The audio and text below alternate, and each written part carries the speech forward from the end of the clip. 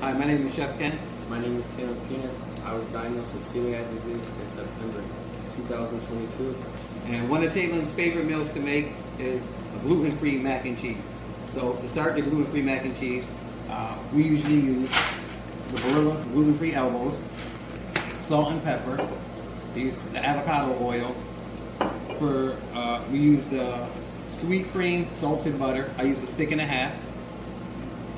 And the cheeses, we'll use 2 bags of sharp cheddar, already shredded. I use 2 bags of a mac and cheese blend, already shredded. And then I usually shred a couple. We usually shred 2 bars of the Cracker Barrel Gouda, and we do 1 bar of the Cracker Barrel Vermont. As you see, we already have the water boiling. This already has the avocado oil in, already has the salt and pepper. So what we'll do now, we'll add our pasta. As I'm adding the pasta, we'll have Taylan take the margarine or the butter and we'll put it in the back pan.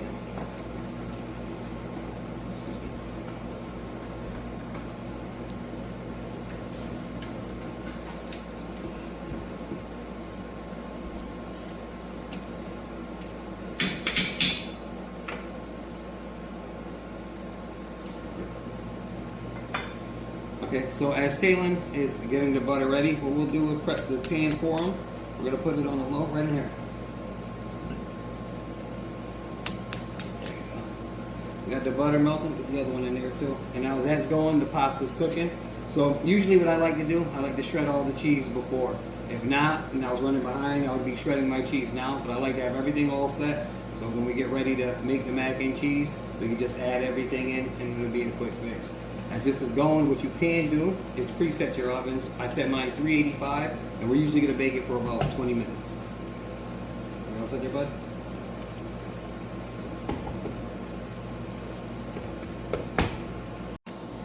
Okay, it's been 6 minutes. The pasta's fully cooked. The butter's fully melted. What we're going to do is drain the pasta.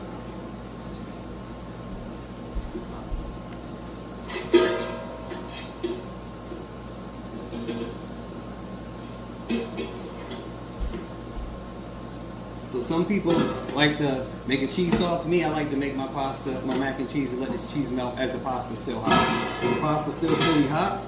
I'm gonna dump it in the pan. First thing I'm gonna do, add the butter. Stick and a half of the melted butter. I'm gonna go in, add a little salt to it. Add a little cracked pepper.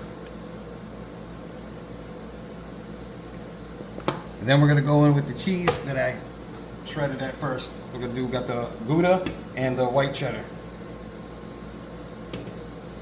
Just throw it all in.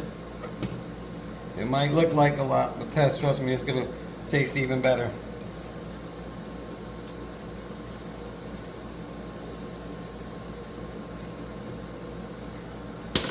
Once I get that going, I usually grab a spoon and just mix it in. Mix it in good. The butter's in there. Gonna keep getting nice and moist. The cheese will just melt right in the pasta as it's still hot. And once I start stirring it up, as it starts to melt, I'll grab my bag of the sharp cheddar. I usually do 2 bags. If you want, you only can do 1, but I know Taylan likes his mac and cheese to be really cheesy. So we tend to put 2 bags in. And as you can see, the cheese is just continuing to melt throughout. It's 1 bag, throw 1 more in. Yep, that's it, throw that one in. So. Another thing a lot of people like to do, like I said, when they're making cheese sauces, they like to add milk, you know, and melt the cheese in there. Like I said, I melt my cheese as the pasta's still hot, but what I do, throw a little bit of heavy cream in there. Give it a little creamier, richer flavor. So just not much, maybe a half a cup. I stir it in and just keep going until all the cheese melts a little bit more.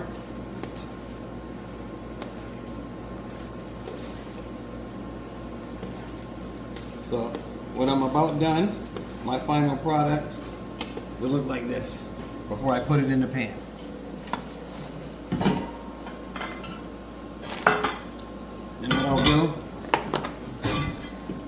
mine's is, I kind of do half and half. So I'll do half of the pan of the mac and cheese. And you can see a box, it doesn't look like a lot, but when you start adding your cheeses, it will add up. I'll do about half of it there. And then what I like to do, this is my secret ingredient. Anything you guys want, you guys can add any kind of cheese. Provolone's good, Swiss cheese is good. I like to grab a blend at the grocery store. And what I'll do, I'll just take it and just crumble it up right on top. So you want to do that for me? Crumble the cheese pieces up here. Take a couple and just crumble them up on there. I'm just going to spread it throughout, layering it almost like if it's a lasagna. One whole thing.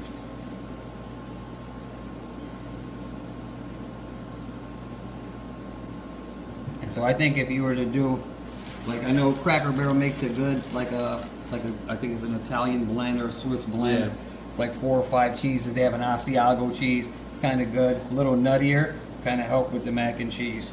So we got that. Look, you got some cheese over there. And what we'll do is just cover the next pan, or cover the rest of that pan, I'm sorry, with more mac and cheese. Like I said, almost like a lasagna, doing 2 layers.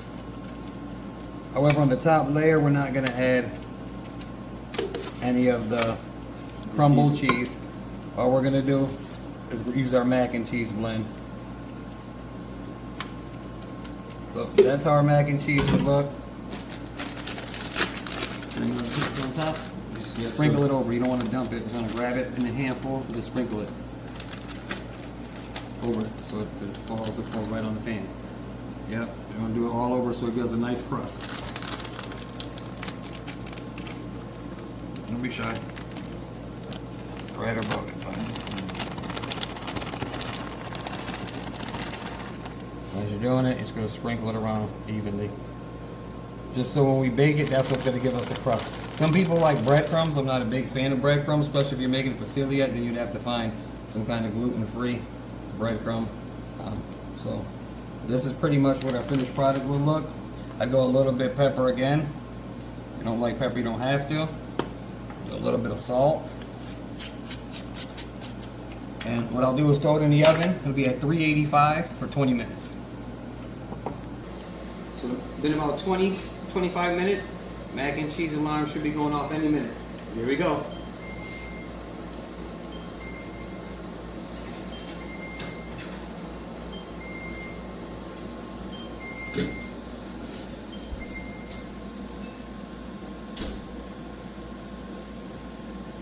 My mac and cheese. Alright, so now gonna get ready. Be careful, it's gonna be very hot. We'll cut into the mac and cheese. Give some to Taylan, scoop it out. And as you can see, look how cheesy that is. Get in there.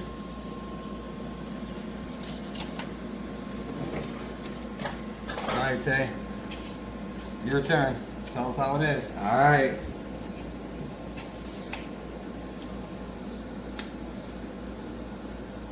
Best mac and cheese ever.